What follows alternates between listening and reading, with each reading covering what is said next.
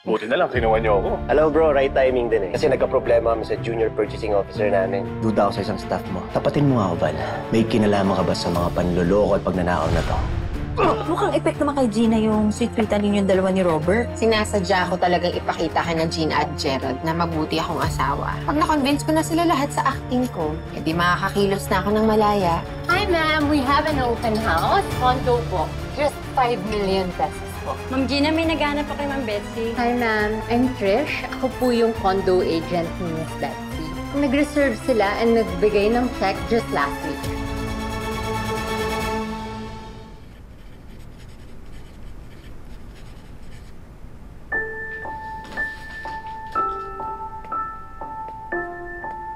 So, totoo nga? Bumili ka nga ng kondo? I'm sorry, Ma'am Betsy. Magpapapirma lang po sana ako. Para ma-process yung bank loan. Hindi ko naman alam na magkaka-conflict kayo ni Gina. Bakit mo siya minamam? Di ba ako magbabayad sa'yo? Sige na, magkita na nga rin tayo mamaya sa kondo. Nagsis mo ba ka? Bakit ba umuusok ino mo? So, sa joint account ka kumukuha ng pera? Pang down? Does my dad know about this? Did he sign off on it? Hindi. Pirma ko lang naman yung kailangan eh. Pero sa loan, pirma namin ang asawa ko ang kailangan. Betsy, tapatin mo nga ako. Ilang milyon ang balak mong kunin sa daddy ko? Teka, ano bang peg mo? Investigador? Wala kang pakialam. Betsy, asawa ka lang. Anak ako, kaya may paki ako. Lalo na nakikita ko. You're taking advantage of my dad. Abusada ka na! Ano ba pinagsasasabi mo? Kung ginagastos ko man yung pera namin sa joint account namin, pera namin ng asawa ko yun! Oo, pero yung pumapasok dyan, pinaghirapan din ng mami ko, kaya wag mong walgasin sa walang kwentang bagay! Napaka-OA mo! Bakit ba lagi mo lang pinapasok yung mami mo dito? Eh, patayin na siya! Ako na ang mahal ni Robert. Ako na ang ligal niyang asawa. Pero kung tratuhin mo ako para akong kabit? Hindi ako titigil hanggat di mo nare-realize na mali ang ginagawa mo! At sino ka para sabihin akong ganyan? Hoy! Buhay mo pakialamanan mo! Hindi ako titigil. Kasi mali ka! Hindi ko galing manghimasok ng buhay ng iba, pero insensitive na yung overspending mo, Betsy! Kung makapagsalita ka, akala mo ang perfect mo? Tumingin ka lang sa salamin at makita mo yung dumi mo? Ano bang pinagsasabi mo na naman? Ano, nag-amnesia ka na? Nakalimutan mo na na inagaw mo sa akin yung asawa mo ngayon. Oh my God. At least ako, pera lang inaagaw ko. Eh ikaw, inagaw mo yung jowa ko. Hindi totoo yan! Totoo yan! Inagaw mo! Ay, tama na! Tama na! Betsy, Gina! Ba't ka nag-aaway? Tama na, ha? Pagsabihan mo nga yung anak mo. Puro mali ko na lang yung nakikita niya eh. Gina, ano nangyari? Tad, si Betsy naman kasi, nananadya na siya. Di ba we told her to be mindful with her spending kasi may pinagdadaanan tayo sa supermarket. Only to find out, bumili na naman siya ng kondo! Bumili ka ng kondo? So hindi mo pala talaga pinaalam kay Daddy. Bakit kailangan magpaalam? Mag-asawa sila. Mag-asawa nga sila. But that's supposed to be a mutual decision. Gina, alam mo ba kung bakit ko binili yung kondo? Binili ko yun para sa nanay ko. Gusto ko siyang patirahin doon dahil ayoko na ng gulo. Kasi pinaparamdam mo sa kanya, hindi naman siya welcome dito eh. Hindi totoo yan! Mana, Gina! Love, Gina! Love, hindi ko naman isinasayang yung pera natin eh. Good investment yun. Tigilan mo nga ka-drama mo, Betsy. Walang naniniwala sa'yo! Tama na, Gina! Stop fighting with my wife! Dami-dami problema ng mundo, mag-aaway pa kayo. Condominium is not a bad investment. Hindi naman yung parang sugal na tinapon lang. Hindi dapat yung pagmula ng away. Tama na. Tama na. Tama na kayong dalawa.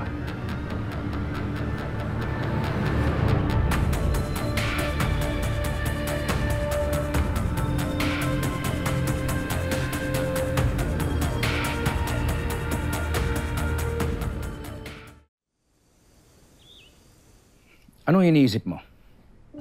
Ha?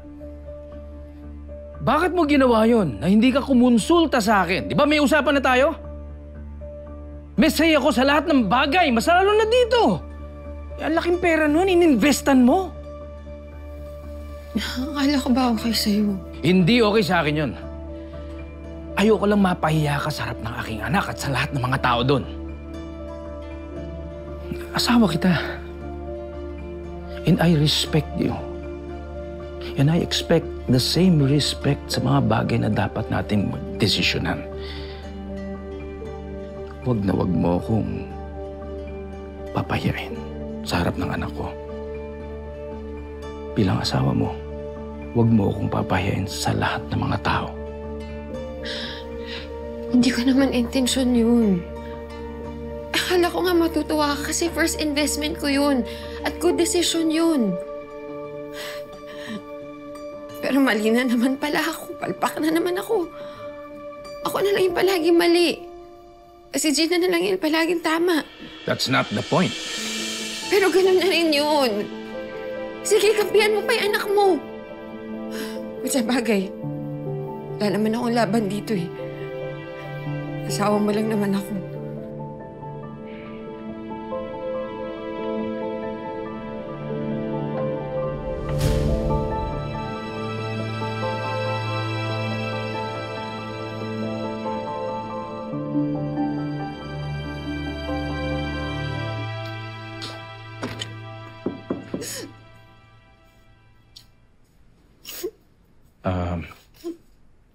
Love?